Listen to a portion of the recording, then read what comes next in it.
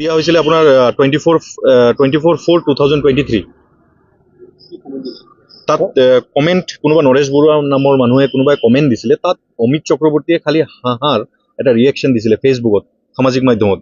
আৰু তাকে লৈ পেলাই তেওঁ FIR ৰুজু কৰে আৰু সেই কেছৰ আজি আমি বেল ফাইল কৰিছোঁ যেহেতু কোকৰাঝাৰ পুলিচে তেওঁক বিচাৰি আছিলে অমিত চক্ৰৱৰ্তীক আজি 2 বছৰ পিছত আৰু সেইকাৰণে আমি কোৰ্টত আমি বেল ফাইল কৰি পেলাই আজি কোৰ্টে বেল দিয়ে আৰু চাৰ্টেন কণ্ডিশ্যন দিয়া হয় আৰু তাকে কেছটো আপোনাৰ 3জন একিউজড আছিলে নৰেশ বৰুৱা অমিত চক্ৰৱৰ্তী আৰু আব্দুল সুদ্দৰ চৌধুৰী 3জনৰ নামত আছিলে তাৰে আজি অমিত চক্ৰৱৰ্তীৰ নামত ফেচবুক কমেণ্টছৰ ওপৰত হয় ফেচবুক কমেণ্ট কোনোবাই বেলেগে দিছিলে ফেচবুক কমেণ্ট মোৰ যোনজন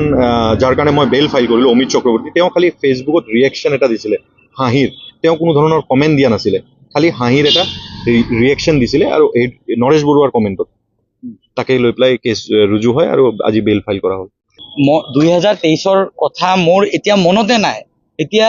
দাদা আপুনিও চাগে ফেচবুক কৰে আপোনালোকে চবে চাগে ফেচবুকত 2023ত আপুনিও কিমান জেগাত কমেণ্ট কৰিছে কিমান জেগাত লাইক কৰিছে আপোনাৰো চাগে মনত নাই মোৰো মনত নাই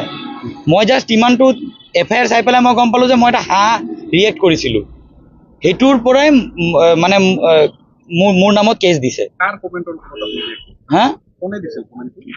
মানে মোৰ অধিবক্তাই কোৱা মতে মিষ্টাৰ নৰেশ বৰুৱাৰ নাম মানে মানুহ এজনৰ কমেণ্টত বোলে মই হাঁহা ৰিয়েক্ট কৰিছোঁ